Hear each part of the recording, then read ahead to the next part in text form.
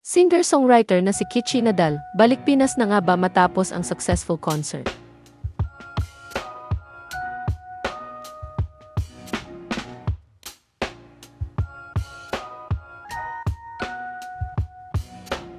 Matapos manirahan sa Madrid, Spain ng ilang taon ay nagbalik sa Pilipinas ang singer-songwriter na si Kichi Nadal para magtanghal sa ilang concert sa bansa.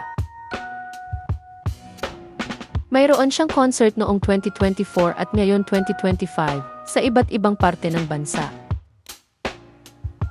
Naging bisita si Kichi sa programang Fast Talk with Boy Abunda nitong Lunes, July 21, 2025. Doon ay kinamusta ni King of Talk Boy Abunda ang nagdaang concert ni Kichi sa Araneta Coliseum na unang major concert daw niya. Ang concert na tinutukoy ni Tito Boy ay ang New Ground concert ni Kichi na ginanap sa Smart Araneta Coliseum sa Quezon City noong June 2025. Anya, it was spectacular. It turned out na sobrang saya pala niya.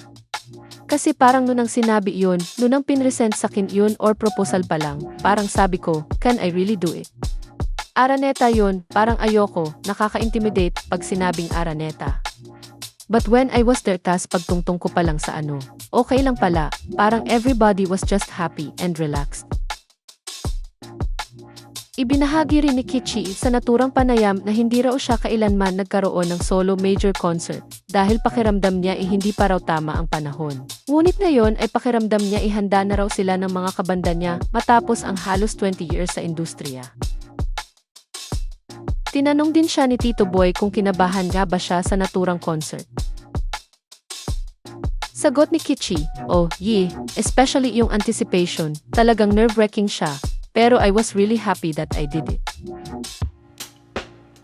Nang diretsahang tanungin ang singer-songwriter kung may chance ba na babalik siya muli sa Pilipinas at magbase sa bansa, sagot niya, anything is possible and we're open to anything. Inamin din ni Kichi sa naturang panayam na sa pagpunta nila sa Spain ay hindi na raw niya inasahan na magkakaroon pa siya ng career dahil masaya na raw siyang manirahan doon kasama ng asawa at dalawang anak niya.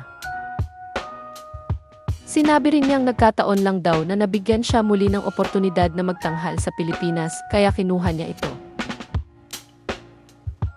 Anya, kaya ayoko rin magsalita ng tapos kasi parang yun niya, yung concert, I didn't even think about that. Never in my wildest dream that it will happen on my 20th year, on my 21st year.